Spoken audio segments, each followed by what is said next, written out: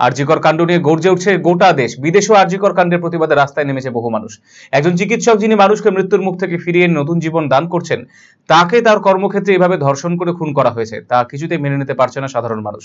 এই নৃশংস ঘটনার প্রতিবাদে মঙ্গলবার রায়গঞ্জে পথে নামলেন সুরেন্দ্রনাথ মহাবিদ্যালয়ের প্রাক্তনীরা। এদিন বিকেলে কলেজ ক্যাম্পাস থেকে হাতে জাতীয় পতাকা নিয়ে শুরু হয় মিছিল। শহর পরিক্রমা করে এই মিছিল চিকিৎসক হত্যার বিচারের দাবিতে সোচ্চার হন তারা। কলকাতার বুকে আরজিকরের মতো একটা প্রতিষ্ঠানে ঘটে যাওয়া এক জঘন্য অপরাধের তীব্র আমাদের বোন তিলোত্তমা যেন সুবিচার পায়। আমরা চাই